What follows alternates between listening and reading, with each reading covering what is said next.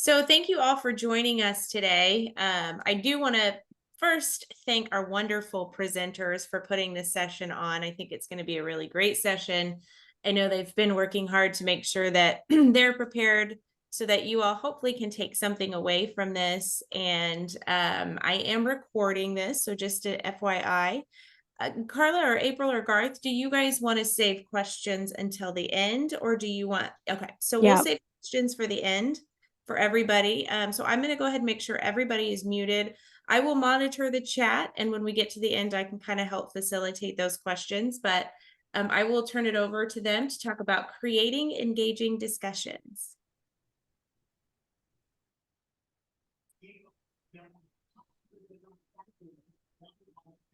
Sorry, I lost my unmute button when I shared my screen. So, all right. So, as Andrew said, we'll be presenting about engaging discussion. And really, our goal for today, we're going to go through kind of how can you edit your discussions to make them more engaging. We're going to give you some examples of prompts that are relevant and current and how to kind of liven up those discussions in your online courses. And then lastly, we want to hear from you and hear some ways that you've livened up the discussions or changed the questions or questions that have just really worked well to engage students in a discussion about your content. So with that, I guess I should introduce myself a little bit briefly, but I'm April Robs. I'm an instructional designer at Ottawa University, one of two, and I've been here for 8 years, and I'm located at the Overland Park campus. So if you visit that campus, you can see me. Why? There we go. Okay, so I've got some examples of things that maybe you've seen before. So this first one, these are screenshots from Twitter, but basically, this is a student's discussion board post. Therefore, where, to, whom, in conjunction. So basically just using big words that sound smart to make themselves sound like, you know, they are smart, but they don't make any sense. This next one, Susan says 2 + 2 = 4. And my response, wow, Susan, I totally agree. I like how you added the twos together and got 4 very insightful. So just agreeing with whatever they say. Next example is, this is a response. I also agree with the thing you said in this discussion board post about the opinion you made up. So it sounds like you did the reading. And the last one, all right, I'm never submitting first on a discussion board again because the rest of the class just reworded what I said. So I don't know if any of you can relate to any of those sorts of things happening in your discussions, but hopefully after today's session, you can find ways to redirect and kind of liven up those discussions and get more critical thinking happening in the discussions. So you can edit the prompts in your online courses. So a lot of the courses that you teach at Ottawa have preloaded prompts or have a document of suggested prompts, but you can modify those prompts to make them more current, make them more relevant, or kind of personalize them for your students and your particular group of students in your class. So quickly, I'm going to show you how to do that. I believe I'm sharing my whole screen. Do you see Blackboard now? Yes. Yes. Okay. Yep. Perfect. So we've got 2 different experiences of Blackboard.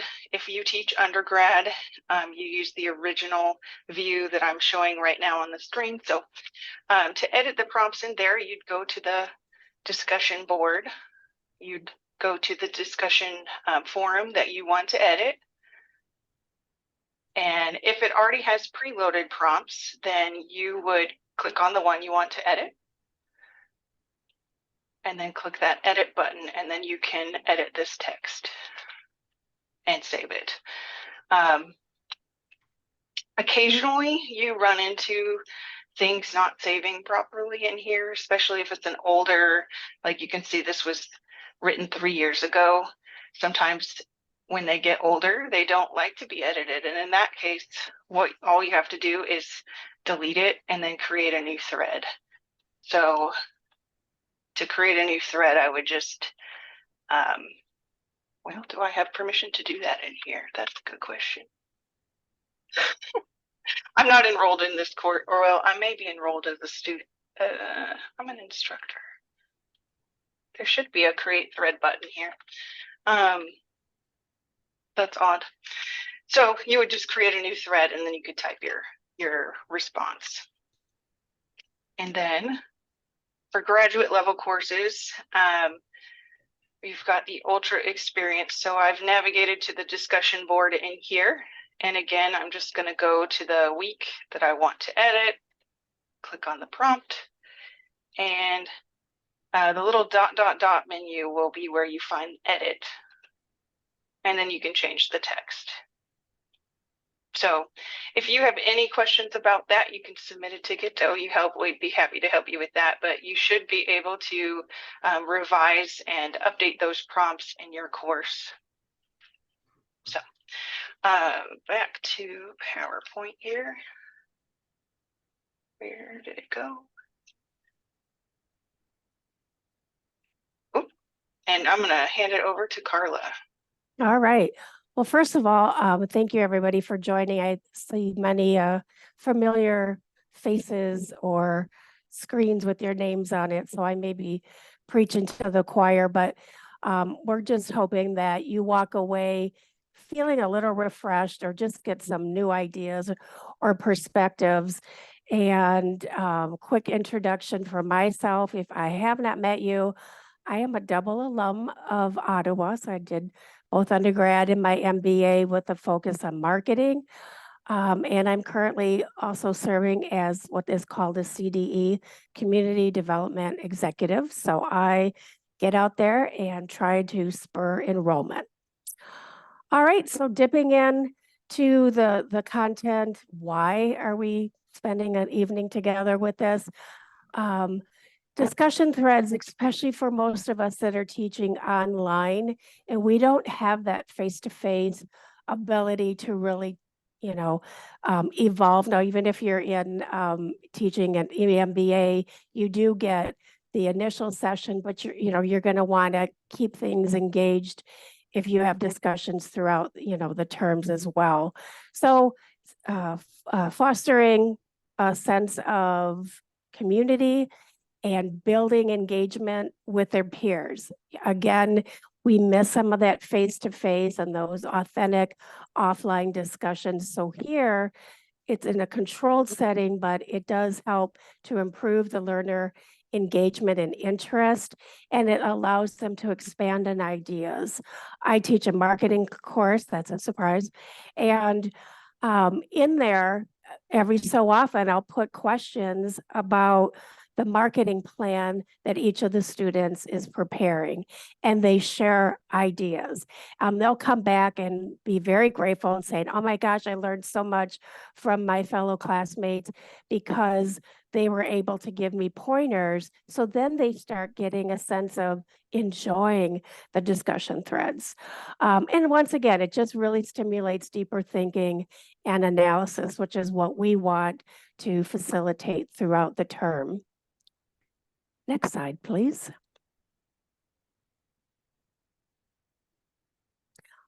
As instructors, we want to really make sure that we are helping students continue their critical thinking. So I won't go through each step on the slide, but you will get a copy of this PowerPoint. And it's just a reminder that every week it doesn't have to be the same format and in the same manner the week before. One week you want to be creative, the next week you want them to remember something and maybe reflect. So switching it up keeps the students on their toes and it doesn't get stagnant. And so, take a look at this offline for another idea as a way to approach the material to keep it fresh and current. Next slide. So one area that I think is always a fun way for students to feel like the last thing that I have written on here, you want to draw out from our students. And so they know that their experiences and knowledges and knowledge, that it matters. Many of them, as we know, are working adults, and they have a lot that they contribute. So instead of us pushing out questions all the time, if we approach it in a way where it's reflective and they have to use examples that then connect with the course concepts, they get a sense of almost empowerment, like, I do know some stuff, and what I am doing does relate to the course content. And so it's another refreshing way to have them feel like not every week it's something new. Next. And I am such an advocate for current events. So I feel that as we quickly move through the courses, there's always life happening on the outside and in business, whether it's local, national, or globally. And so to the left of this screen, we have an example, a sad case of a situation of an active shooter in a school. So that's the what happened. The instructor then wants the student to analyze, well, how is that situation taken care of? So again, it has to do with training and the how. And then they'll go and the students have to compare it to what they're learning in class.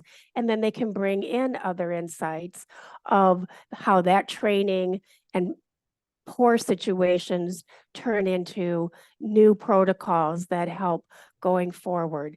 So whatever class this might have been from, again, the students are building a sense of what I'm learning connects with what is going on in the workplace and in the world. Next slide. An interesting approach too is, again, switching things up from all the heavy content as we hope our students are reading our textbook, but taking certain parts from what the text is emphasizing in the learning, your learning objectives, and then finding a video. I mean, we all know YouTube, it has a plethora of videos. I wouldn't suggest doing anything more than maybe 10, 15 minutes max long, but then having the student compare the message from the author of the video to what the course concepts are. So one example, this first bullet was something with Steve Jobs. Well, many of our students are Apple users, or I heard April say she's using a Mac.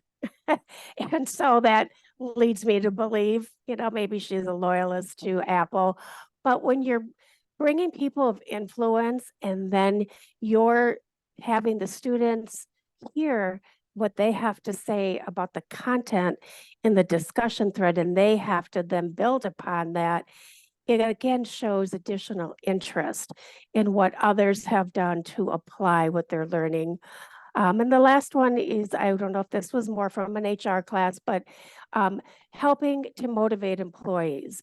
So again, they're in this video, they're listening to an expert on their perspective and style of motivation. So then the instructor then goes and says, how does that connect with what our text says?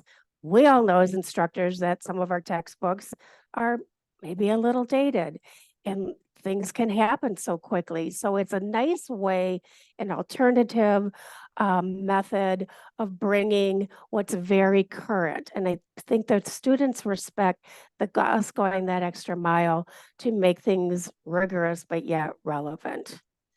All right, I think I have maybe one more. I do. So another one, much like the reflections, is having students engage in something that might have happened in their real life. Have they been in the position, as this one example was, somebody asking for some petty cash because they wanted to go to lunch or something, and that was unethical. I know Dr. Hertzberg's going to be teaching an ethics class. This is a great example. Or the position that Wells Fargo put in their employees, which, to make fake accounts, and you're listening to leadership. So if a student has a very interesting case, the conversations can morph into way more of a discussion that connects what is going on in real life. And yes, it still brings in the learning objectives, but they still feel inspired because again, they're giving, you'll notice the difference, at least I do, when I can enrich a discussion thread and I can see the length of not only the initial threads, but the response to the students. And then I feel like, yes, this one worked instead of the 2 sentences. And you have to remind students that they need to expand. So those are the just several examples that I've used and my partners on the April and Garth have also used. So I'm going to move this last slide over and introduce Garth. I do think he got, excuse me, got onto the call. Hey, Carla and All April, right. you hear my voice? We do. We don't see you, but we That's hear what- you. Yeah, you don't see me because apparently, from what April tells me in chat, I signed in through Teams and that worked. The video worked fine there. She says I need to sign out of Teams, except because I'm technologically challenged, I'm afraid to try to do that. So actually, it may be a blessing for everyone in attendance that they don't see me and they just hear my voice. So you be the judge of that.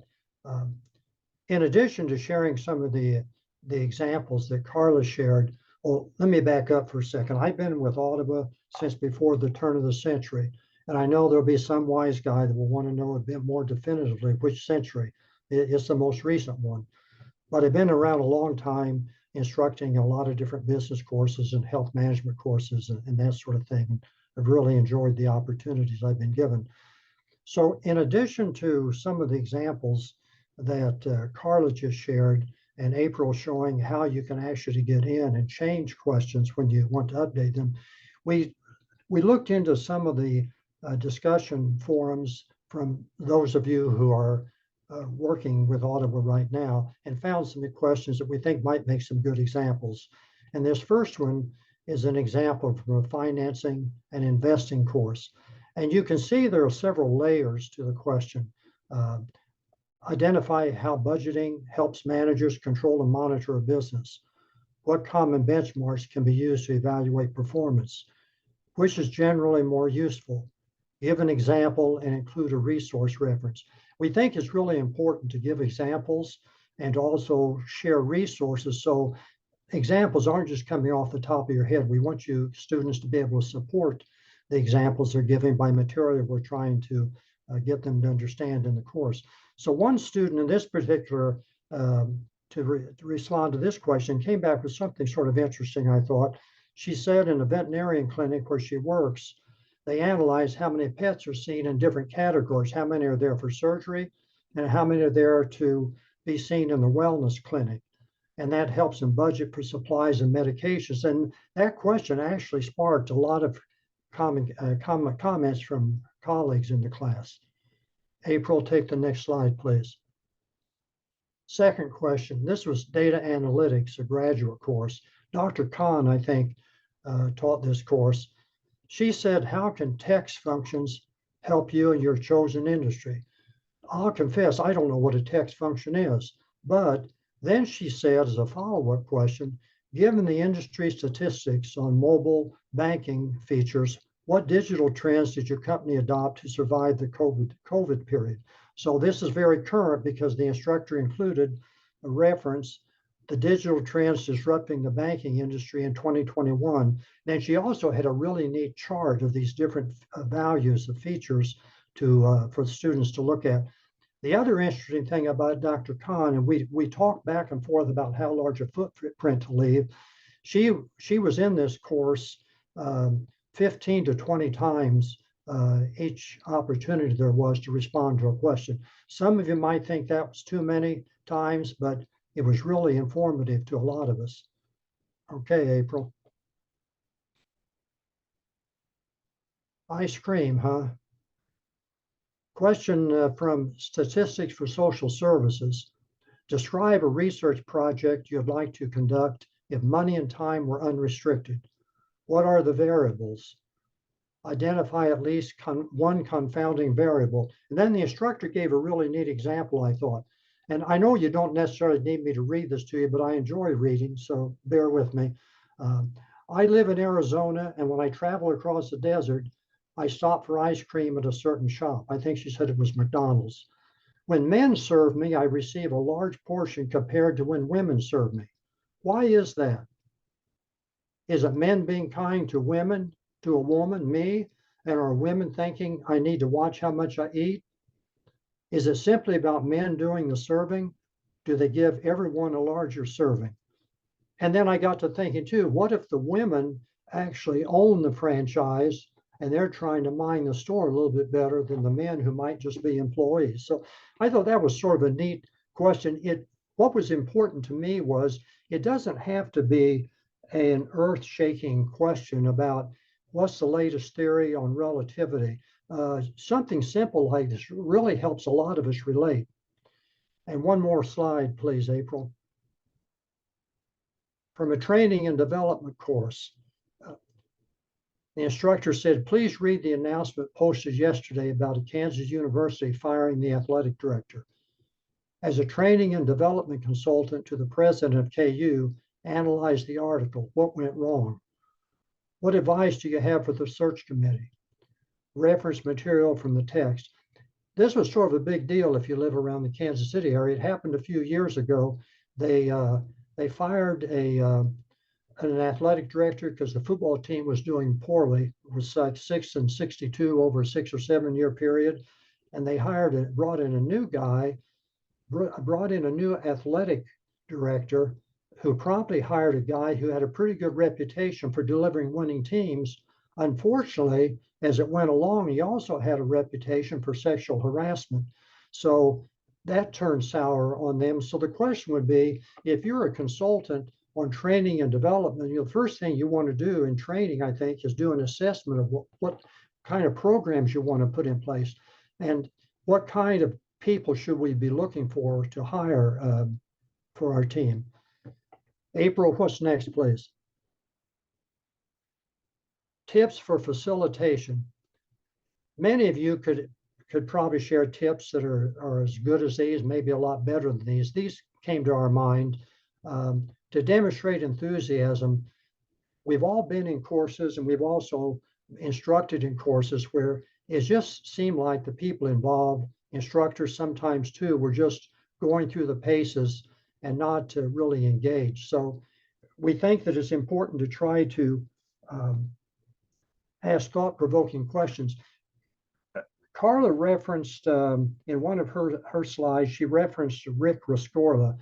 Many of you probably know who Rick was, but in short, Rick was and it was about the Uvalde, Texas thing about why all those police officers hung around in the hallway and not going on attack to take down the shooter.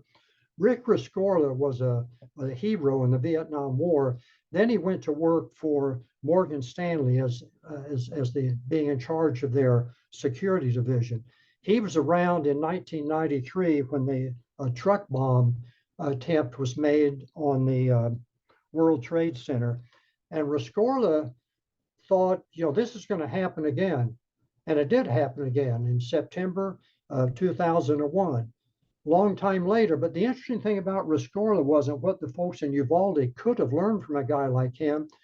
He kept up fire drills religiously, day in and day out, month after month. The 2,700 employees for Morgan Stanley knew how to get out of the building. So when the first plane hit the first tower, and Morgan Stanley, they acknowledged, was very lucky they were in Tower 2, or none of this would have made any difference. But I don't know if you recall this, but they made announcements that if you're in Tower 2, stay put. Everything's going to be okay. Rescorla said, hell with it. We're not staying in Tower 2. We're getting out of this place. He led the 2,700 Morgan Stanley, and they were up on a high floor. He led all of them out of the building. All but 6 survived. He got his people out, and then he went back in to bring other people out. Rick died on 9/11, but there's a lot to be learned from his perseverance, the fact that you put a plan in place, you organize it, and then you practice and practice and practice. So I think there's a lot that can be said for entering thought-provoking questions to students. Challenging students to expand on ho-hum posts. I always like to think, and maybe some of you do too, that it's really important to be a storyteller. there's not much that I can remember about the many things I've learned, but I do remember stories and case studies I've been exposed to. So I think challenging students to support whatever we're talking about by sharing examples, and then sharing liberally from your own experience. I know Carla is really big on this, and most of us have a wealth of experience, and it doesn't have to be earth shaking. But there can be minor things that go on in our lives. I tell an experience to students about having gone to Lowe's to buy a product. They didn't have it. And instead of saying they'd get it for me and sending to another shop to bring it in, they just said, well, do the best you can. Maybe we'll get it in about 3 or 4 weeks. Problem was Home Depot was just across the street. So I went to Home Depot and bought the product. So there are a lot of basic examples we can share with students that may ring a bell with them. Seeking out current events. Man, there are current events going on in almost any course we can think of. Just an example, Yellow Freight, a 100-year-old company, just went bankrupt. They were having problems with the labor union, the Teamsters. I read today in trying to bone up for this that they had undercut their competition by 10 to 20%. It makes you wonder, was that a smart move? I don't know. The other example I'd like to use right now in current events is UPS and the strike challenges they face with the Teamsters and the issues they've had about in a place like Arizona, for example, where it gets to be 120 degrees a lot of the time, their vehicles aren't air conditioned. So the question gets to be, from a management standpoint, the manager probably works in an air-conditioned office. So students, what do we think about that? And some people say, well, it's an environmental issue. We don't want to poison the environment. But the thing is, if you're the manager and it was your son or daughter or your spouse that was sitting in one of those UPS trucks, I bet you might think differently about whether you should go to air conditioning or not. And finally, planning a large footprint. Feedback I get from most students is that they really like instructors to be involved with them. As I said, they really dig it. Occasionally a student will say, you know, I wish that old guy would stop peppering me with questions. I answer a discussion question, I think I'm through, and here he comes again, and I feel like I need to answer it. Would he just stop it? But that's the minority. My sense is that most students really welcome an instructor being really involved in what they're doing. April, please. Your turn. Hey, here we are. I hope that what we've said is of value to you, and it can be of value even if you think those guys are delusional, right? So let's hear from you. Do you have examples to share of successes you've had or bad experience you've had with discussion posting? Help us all understand and learn from one another.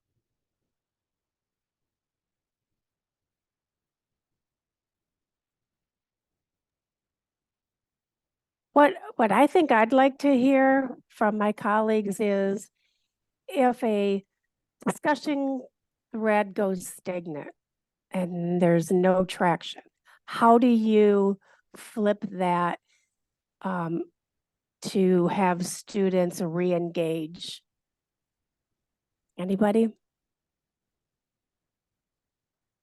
Carla, say what goes stagnant, please? If the discussion thread falls flat, Yeah. and people are not enthused, what methodology do you use to re-engage the class? I'll say that I have one that maybe I'll do an announcement and I might say, let me rephrase this question and maybe give an example or something. Any other tips to get students more engaged?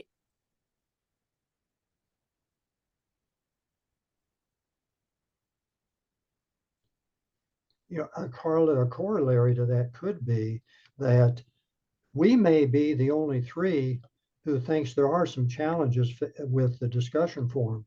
It could be that everyone else is saying, hey, it's going great. So why are these three even talking to us? Is that so? Sam, you're smiling. Is that so? One of the things that I did in my last class was to sit there and go ahead and take the discussion that we were in, do the announcement like you recommended, but also to sit there and do a an active participation where I'm questioning back and forth with one of the students that got it right and showing that as an example to others. How do you show it? Do you ask their permission and then have students go back and look at the dialogue? Do you cut and paste and put it in an announcement? I asked their permission to use it first, obviously, and then put it into an announcement and say, here's a good example of a post. And I don't cite the student so that there's no, Right. indication of favoritism or anything. But I show the example and I say, this is what we're looking for in discussion posts. And this is how I would like you to respond. And we'll lose that discussion for that week. But I see, probably a 50-60% improvement on the next discussion question that comes up. And I'm really proper about using that example again in the announcement for those discussions. Nice.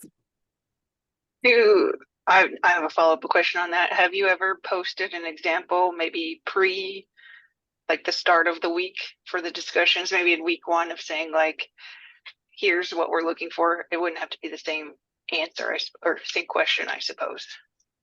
I do it in my welcome message to sit Yep. there and show them of what the expectation is up front.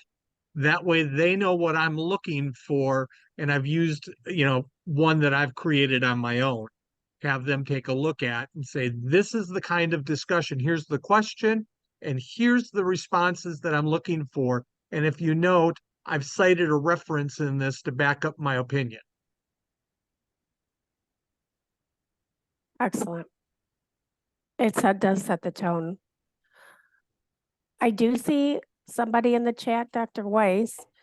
Maybe you can just give an example of a riddle based on concepts. How have you used that? Share a riddle with us. You're on mute, Stephen.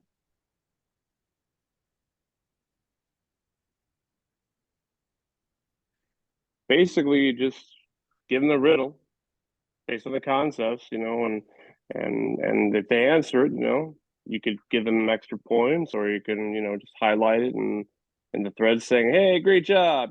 What I try to do is just try to be funny, do something outside the norm, because Yep. if you just do questions like that all the time, they're going to fall asleep. Heck, I'm going to fall asleep just reading the darn thing. So therefore, I don't want that to happen. So it's a matter of just trying to wake them up, and get it done. That's really it. Thank you.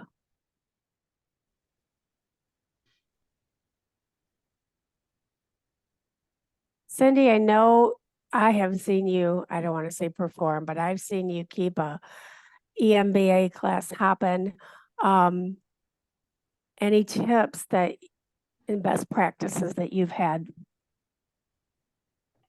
For my discussions, I always make sure that I let them know what my expectations are first. Like, I want to see answers in, I anticipate 100 to 150 words in length. I want more than a yes, no answer. I want you to not only give me an answer, but tell me why and how you would use it in a scenario, or how you would use it in best practices, or how you've seen it utilized in a company or a corporation you worked in, or how you could see it in a corporation. Yep. Because sometimes they have never been in that setting before. So you want to say, well, how could you see it being enabled? But I always tell them I want at least 100 to sometimes 200 words, depending on if it's undergrad. I usually do 100 to 150. For graduate classes, I push it more towards 200, 250. And then I tell them that their response has to be at least 100 words. And Excellent. that gets them more than, oh, I agree, or yep, thanks, good job, or something like that. They have to Right. expand. And just always tell them why. You have to tell me why. I don't always push them citing a source, because sometimes it's more opinion based. Right. So that's what I do. Thank you. Carla, I've got a question for the group about I was thinking with elementary, with public schools starting again, um, public school teachers are faced with several different categories of student as far as in terms of skill level in their classes. And in a way, that's sort of true. I found that's true in classes I'm the instructor in. There are, if you got a class of 15, there usually be 5 or 6 who are really into it. And you wonder why talking about undergraduate students, I wonder, gee, why are these guys bothering to get their degree? They're 45 years old, they have responsible jobs.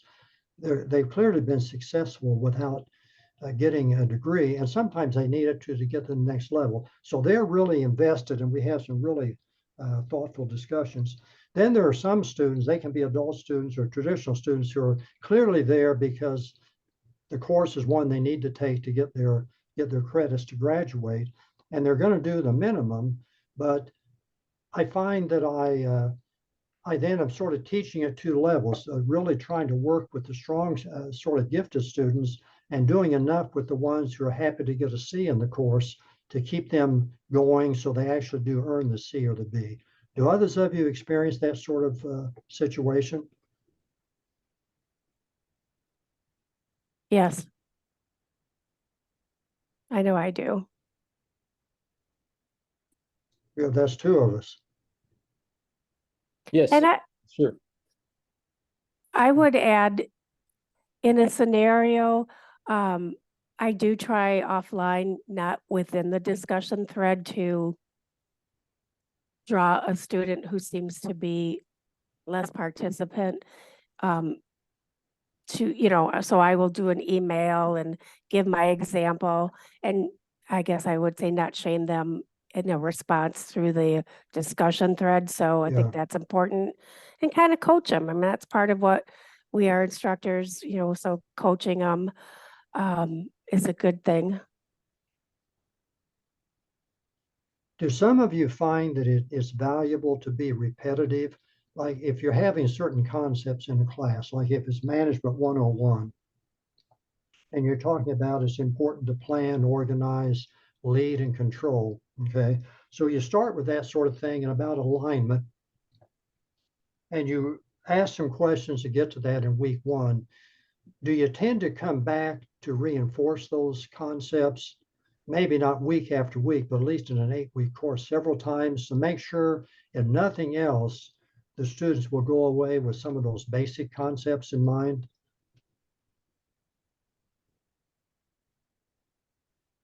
Hi, Garth. I do seem to do that as well. And when I post in the discussions, as I talk amongst the students with them, I'll bring something in like, oh my gosh, do you remember we covered that in chapter 3? And then I bring up those concepts again, but then I always ask them questions Yeah, about their post, or how else could they apply it, or have they thought about X, Y, and Z. The problem I see is we may respond to their posts, but very rarely does the student come back and re-talk to me again. I post and I'm like, oh, well, that was very one-sided, right? How do people get them to come back and engage again with you? Thoughts? I hope someone has an answer because I do. Well, I'll tell you what I do. I do a reflection or a summary the following week in an announcement. We had some great dialogue, blah, blah, blah. I will call out or comment, and I'm so glad that somebody, that you're responding. Look for me. I will be responding. And I think students that being repetitive, but I do tell them that they need to make sure that they see the discussion all the way through. Then but I have to sometimes let them know, because they're sort of one and done. And so to your point, I think you have to alert them to expect that. So they need to get their 6 posts in a week, and then they think that's it because they've got other things to do in their life than participate in our course. But so you're saying you praise in public in a way, don't you? You within an announcement, you'll give praise to someone who gave an especially good response to you. Is that what you're saying, Carla? Yes, and I ask the student first, you know, I compliment that they're a very good example. Are you okay with, you know, because some students are like, don't call me out. Yeah. So I make sure, or if they don't want to be noted, I'll just say and so I'll just do a synopsis of, and I see that April posted something that sometimes you put a video, did you say? Wait, I think. It's not, you keep talking about what you're talking about. I can follow up after because Okay, it's so- from a previous comment. Yeah, I'm just saying that I think within the summary the following week, to that point, just to reiterate the learning objectives you had hoped that came out of that discussion thread. Yeah, so my comment was in reference to Garth's comment about having different levels of students. I haven't taught for a little bit, but I taught College Seminar 2, which is they're writing a research paper, and it's a little bit slower paced writing and critical thinking class, basically. And a lot of those students struggle with just confidence in their writing because it's been a while since they've been in school, or writing was just really difficult for them. But a lot of those discussions are kind of like, tell me about your school experience. You know, how do you go about researching a topic, things like that. And so instead of the people that were struggling, or that you can tell are struggling, I would maybe their answer is completely wrong. I wouldn't necessarily call them out and say like, this answer is completely wrong. I usually tried to find a video that either showed the right way to do something, or kind of related to what they were talking about but corrected it, and then asked a question about it, or something like that. So I thought it was a nice way to kind of like nudge them in the right direction without saying like, wow, your answer is completely wrong. But the students that are really engaged and doing well don't necessarily need that additional support. So maybe you ask them like, oh, can you expand on this example, or can you tell us about another time you had to do this? So I remember when you shared that story with me, April. That was really good. That's being a really conscientious, empathetic instructor. And we know we get involved with some students and know they're really facing some challenges. So the last thing they need is to be put down because they didn't get an assignment right. So I think it's great that you would take that approach. I think the follow-up after the discussion is helpful too, because that's where you can really highlight the things that went well in the discussion. And if they didn't quite hit some points that you feel are really important for the content, then you can always add those in and be like, and this is really, really important. And like Steven said, I think you can have fun. I liked to use Bitmojis in announcements and things like that, just because it was made you a little bit more human. I was a middle school teacher prior to coming to higher ed, so maybe that comes from that. But find a way to make yourself a real person to them, whether that's you recording a YouTube video or using a little a Bitmoji of yourself or emojis, whatever. April, the slides themselves we haven't talked about. I put some of the words together. I didn't put any of the clever artwork together. How did that come to be? AI.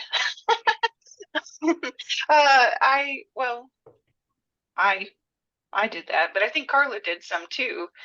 I guess if you guys want a PowerPoint lesson, hopefully maybe you already have seen this before, but basically in PowerPoint, and again, I'm on a Mac, so Windows probably looks slightly different, but you have this too. Where am I at? I'm on the home tab. There's this designer option, and it just comes up with slide designs for you to make it look pretty. And sometimes you can add other pictures and then do it again, and it will come up with a whole different thing. So yeah, that's how that came to be, how the pictures came to be. As a group, do we think that brings value for people who are visual learners? Words get sort of ho-hum, even if they're asking really important questions, but the visuals don't, from an educational standpoint, don't they add value and make people want to see what we're doing? I Yeah, agree. and Can you put those in a discussion thread? you can, yeah, in both In the original edit? and Ultra, you can add pictures to your discussions. It's a little tricky, some in Ultra particularly. Well, you just here, I'll show you. And Garth, is that what you're aiming for? To Well, make, what I was aiming for is to say, what if I write my discussion questions and then say, April, could you make this look appealing to the students? And You can't April do will that. say, I'm too busy. And then I'll have to stagger around, try to do it myself. But okay, so some really great websites I can put in the slide deck for you for finding open or like royalty-free photos. Pixels is my favorite, absolute favorite. They're not all free, but here's to search for free photos. So say, let's see, our question here is about library databases. So I'll just search for libraries. Wow, that looks like a great place to read a book. That's a really cool library. So you can just download the picture, and there's different sizes. You can choose. I would say for a discussion, probably smaller, medium is all you'd need. And then they have a little reference or you can give credit to who took the photo by copying this little code here.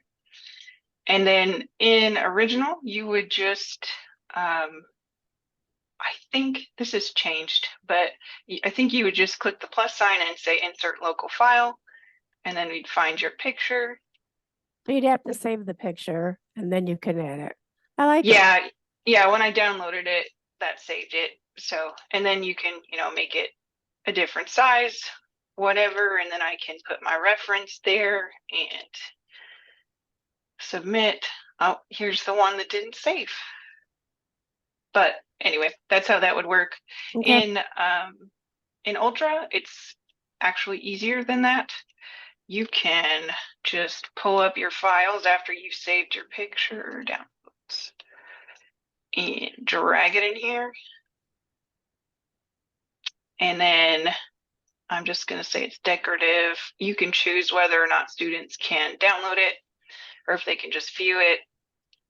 Since this is royalty free, it really doesn't matter. But and then put my reference in there and save it. So that is how you could add images. And I think even adding images to your questions that maybe ask a question about an image, like I went to a session where I think it was an engineering program, but they had a picture of a construction site or something related to what they were doing. And then the instructor asked them to identify different maybe places in the image they were violating safety codes or something, something like that. But if it's marketing, maybe you have a picture of a magazine cover and you ask like questions about the color scheme or the layout, or does this convey the message that they're trying to convey in this advertisement, something like that. So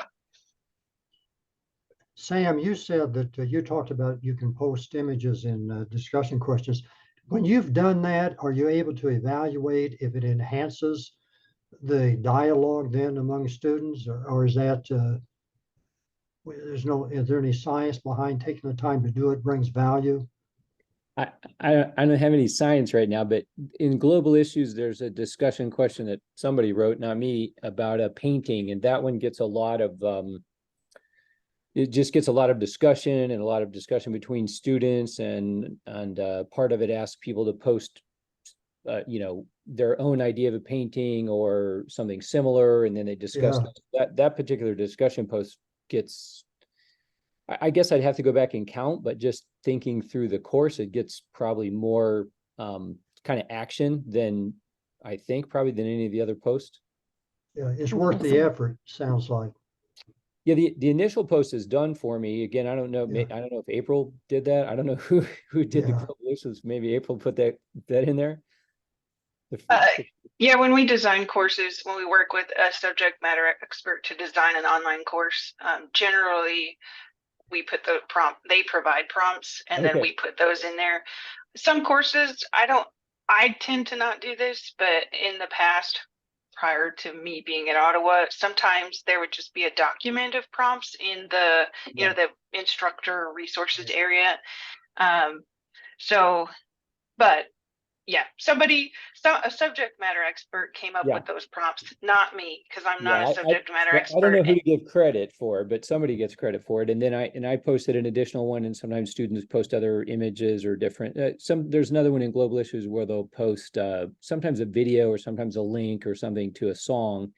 And yeah, those I think tend to get kind of a lot of action versus, by Saturday, me trying to pull it out of them. So that's Yeah. probably nice.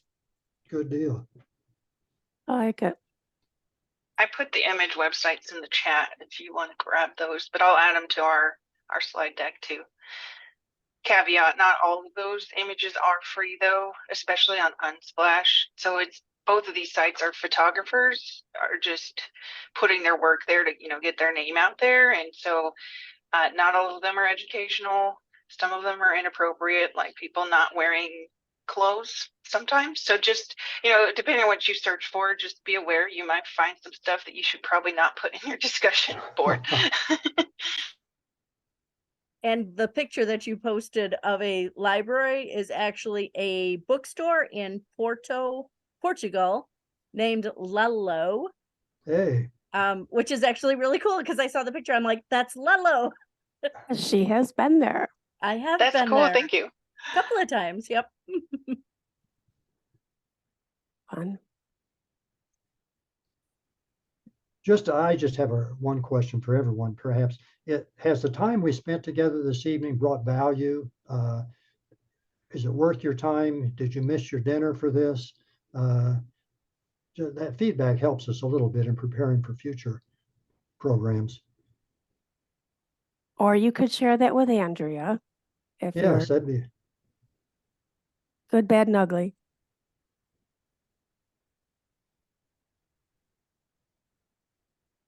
Yay, Sam. Okay, I know for myself that I don't have anything more to share. Garth, you did a great job facilitating, getting some other ideas. I'll throw it back to Andrea, I guess, unless anybody for the good of the cause wants to add anything else.